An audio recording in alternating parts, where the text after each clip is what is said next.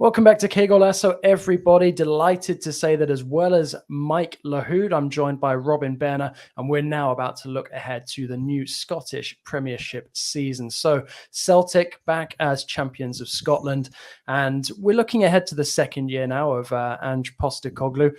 Robin, how did you feel that the first year of his reign went, and what are you looking forward to in the second? I think there's no doubt that Postecoglou's first year at Celtic passed extremely well. There were some hiccups at the beginning, and there was actually some really pretty serious criticism of Postecoglou as early as August. Some fans were ridiculously claiming that he should be sacked and should never have got the job in the first place because of his history in Japan, and there was perhaps a sense that he wasn't quite up to the stature that a club like Celtic demands. But post that, they were just simply outstanding. They were the best team in Scotland by an absolute street. They ended up winning the league very comfortably. They played some breathtaking football, some incredible football, particularly at home. However, it wasn't flawless. They failed to win any of the cups. They also struggled in Europe. They were knocked out of the Champions League, the Europa League, and the Conference League. They were the first team, I think, anywhere in Europe to achieve that unwanted hat trick. And particularly the way they went out of the Conference League against Bodo Glimt was, rather embarrassing, to be honest. This is a Celtic team that, like you said, won the league. And when you're a team that wins the league in Scotland, you got to do some business to shore up the team to be able to compete in Europe. Talk about the summer transfers. What sort of business have they done since winning the league? Well, Postecoglou's transfer policy since he came in has been one that's unusual for Scotland. He's picked players from Japan, from unfashionable leagues, Argentina this season. But the main business he's done has been shoring up the team in terms of the loan players that he had last season. So Diego Jota has joined permanently from Benfica B. Cameron Carter-Vickers is probably the key signing for them this summer. He's joined up from Spurs on a permanent basis. And they've also signed some familiar faces to Scottish football. So Aaron Moyes joined up from a team in China. Obviously, he had a lot of playing time in the Premier League at Brighton. But the transfer business that they've done hasn't actually been that significant in terms of strengthening the teams any. We've seen Maurice Jens come in from Lorient on loan, but in terms of major signings, they've not actually made their team so much stronger yet. And I'd be interested to see just what they're going to do over the course of the next month to take that extra step and to give Postecoglou that extra push in Europe. All right. Well, in terms of players to watch, who do you recommend that Mike and I keep an eye on this coming season for Celtic? Well, I mean, obviously last season we had Carter-Vickers, who is a guy you'll know very well in the States. He was named in the SPFL Premiership Team of the Season, and there were many people here who felt that he should be named as Player of the Season just because his performances were so consistent. He was such a rock in the heart of that defence. In terms of the sort of offensive line, you're undoubtedly looking at Kyogo, the Japanese forward. He'd had his troubles with injury, but he was supremely exciting. He was absolutely lightning quick. He's certainly a player. He's 27 years old, but he's definitely a player who we can look for to take another step up and potentially move into the Premier League. But for sure, I would say Kyogo. You've got Giacomakis there as well. He's a much more sort of workman-like player. And in the midfield, you've got Ryo Hatate, who's another player that Postecoglou brought in from Japan, another wonderfully exciting player. And of course, Matt O'Reilly, the Dane, who's made such a big impression since joining Celtic. And this is a Celtic team. When I watched the Old Firm derby this past season, the Aussie, we've talked about him in terms of Australia's World Cup campaign, and he wasn't there. How do they replace Tom Rogic? Well, Rogic is an interesting one because he was a player that's divided opinion among Celtic fans. There was a feeling that Rogic slowed the game down too much. Postecoglou wants to play very, very quick football, very quick attacking football. And although Rogic is a wonderfully technical player, it's complicated fitting a player like him into the team that Postecoglou, into the system and style that Postecoglou wants to play. I think he was a bit of a square peg in a round hole, to be honest. And I don't think they'll have too many problems moving on from him. All right. Well, you can catch Celtic against Aberdeen on Sunday at 11:30 a.m. ET on CBS Sports Network. And now moving to the other side of the old firm divide, you've got Rangers, who will begin their campaign against Livingston at the Tony Macaroni Arena. That's on Saturday, 7 a.m. ET on CBS Sports Network.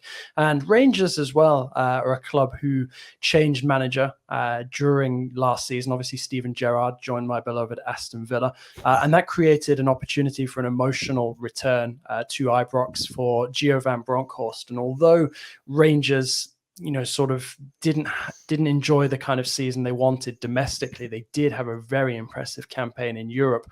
Well, what did you make of Van Bronckhorst's time in charge of Rangers so far, and what are you expecting sort of in his first full season in charge, Robin? Yeah, I mean, obviously losing Steven Gerrard was very complicated for Rangers because of the timing of it. Halfway through the season, they looked in a good position to do well in the league at that stage, and for Van Bronckhorst to come in and try to pick up from where Gerrard left off was complicated because he's a manager with different ideas and a different style. So that was difficult. And I would say he was probably disappointing in the end in terms of the league performance because they finished so distant of Celtic last season. But this is offset, of course, by the wonderful run to the Europa League final. They had the lead in that match, and they were obviously lost on penalties. So Van Bronckhorst did a solid job. He didn't do a spectacular job. Certainly this season, Rangers will be looking to take another step forward and to really push Celtic in the league title. Whether they can do that, I think, is questionable. He's still got something to prove, and particularly in old firm matches, they need to improve.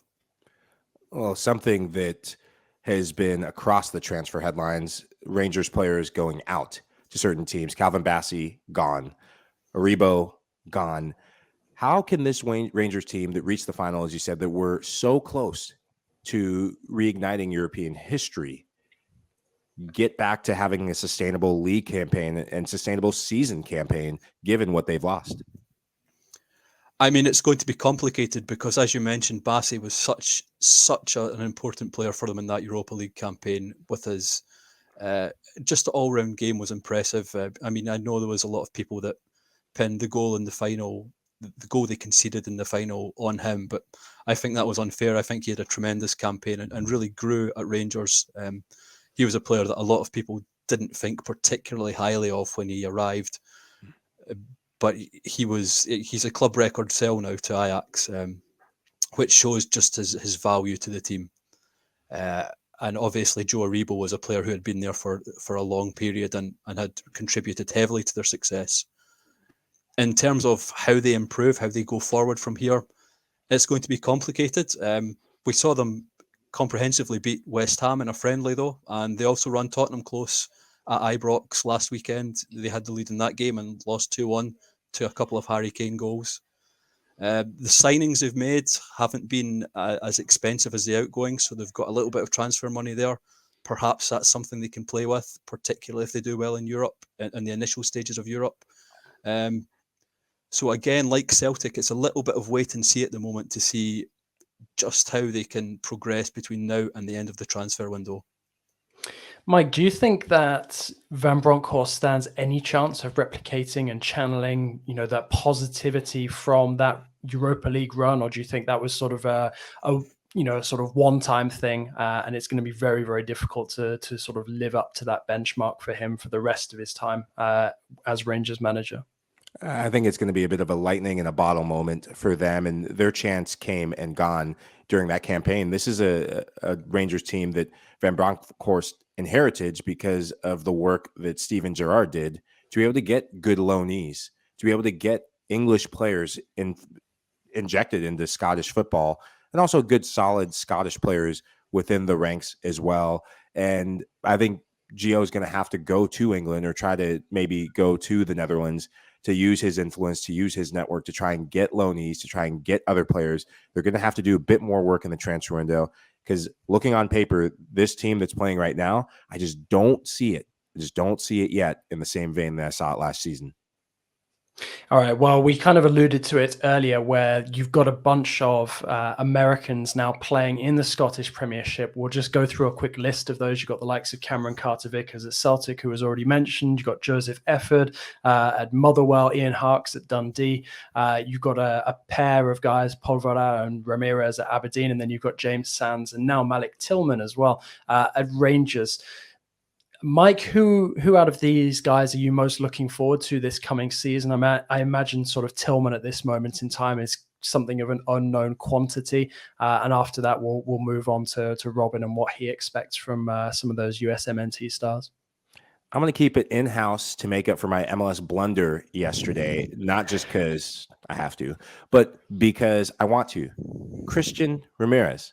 This guy was the outcast at Houston Dynamo, shown the door, goes to the most unlikeliest league that suits him, the Scottish Premier League, and he cannot stop scoring for Aberdeen. I think he's going to be, he's a story already in the making, and it reminds me of how he arrived to Major League Soccer before getting to the SPL. He was an unknown commodity, a guy who always had to work, a guy who wasn't seen, who I don't think was as appreciated, arrives in Major League Soccer and plays for Minnesota United and cannot stop scoring in year one. His biggest issue has been how to replicate what he does in year one. He's very good in that initial year. Can he take the next step and find consistency in year two? We'll find out very soon. Yeah, just to add on from that, Ramirez is obviously a guy who's not necessarily settled in Aberdeen either. His wife's apparently unhappy there, and she caused a bit of a stir with a social media post earlier this year. But beyond him, I mean, I'm excited to see Tillman, to see what he can produce. He's not a player I know an awful lot about, but if things click for him in Scotland, he could be a very exciting prospect indeed. And obviously, I mentioned before Cameron Carter-Vickers, who was absolutely outstanding last season. He's one of the league's best players, and he could become one of the league's flagship players if he can follow that up with another strong campaign for Celtic, which I think he will do. All right. Well, Robin, you're the resident Scottish expert for this episode. So are there any other teams that you feel are worth keeping an eye on coming into this season? I know that Hearts in particular sort of finished quite comfortably third. Do you expect them to kick on and maybe close the gap on Celtic and Rangers, or do you feel that the gap might be bigger than ever? It's obviously very difficult for these teams to compete with Celtic and Rangers because the financial disparity is absolutely enormous.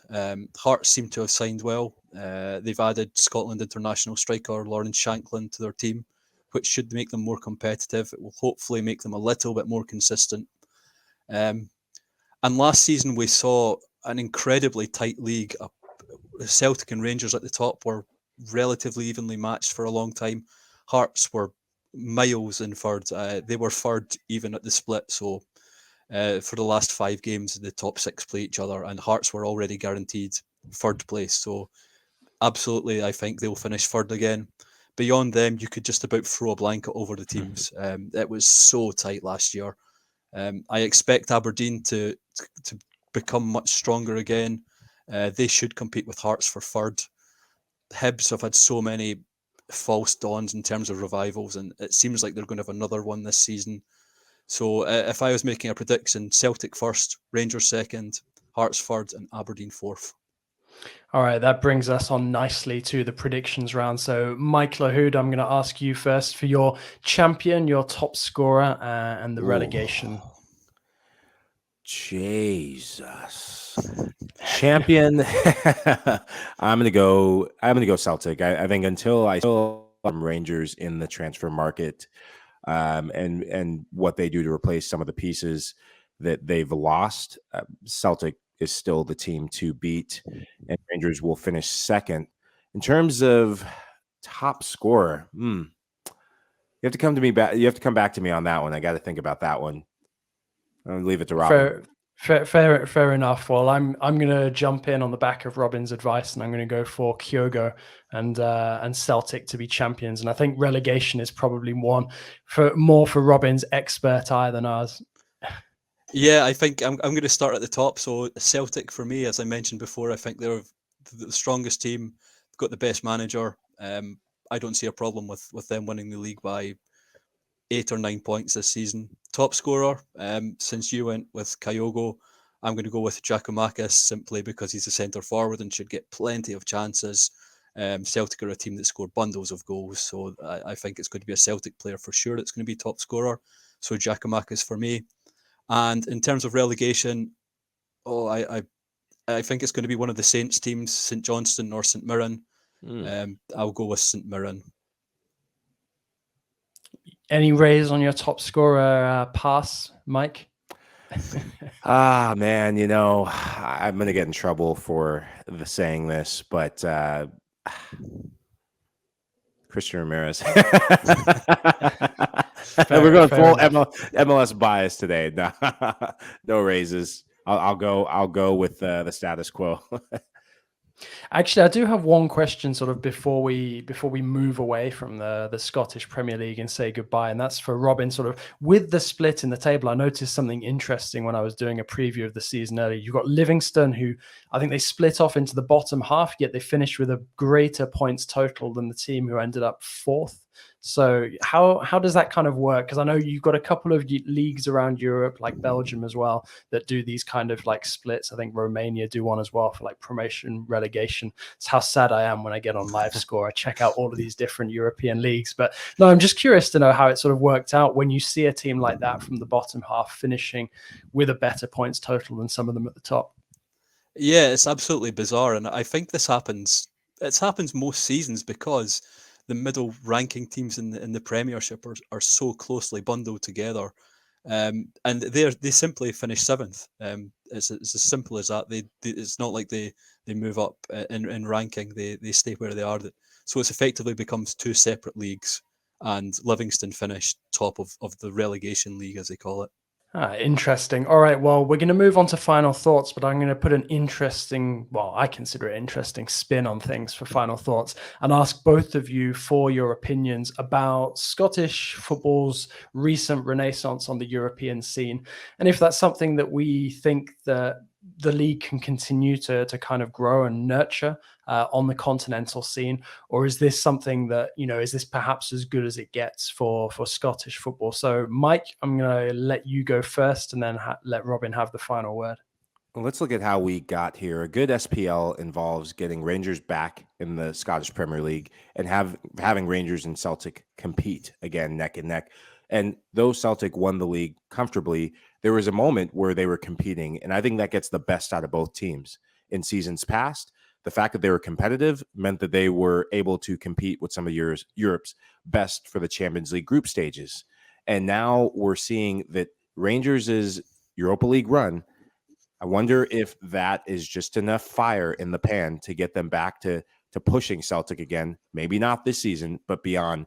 And the fact that you're getting higher profile managers, the likes of a Van Bronckhorst, I wonder how that hits the dominoes for other managers to come in who have history in the SPL to then impact young players. Yeah, that's certainly something that I feel as well. In terms of the higher the profile manager, almost the better the player you can almost attract. We've seen that with Rangers in the past, with Steven Gerrard, and we're seeing it to an extent now with the Van Bronckhorst.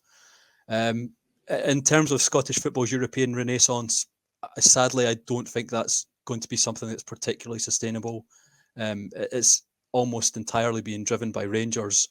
Celtic can certainly improve, but the coefficients jumped significantly because of Rangers' strong performances.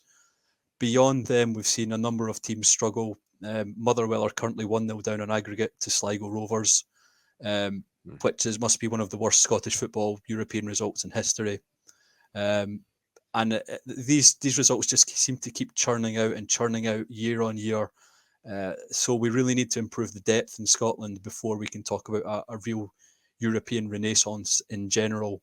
It's just being driven by two clubs at the moment, and really Scottish football needs teams to start making the Europa League group stages and the Conference League group stages before we can start really looking optimistically about the game, I think.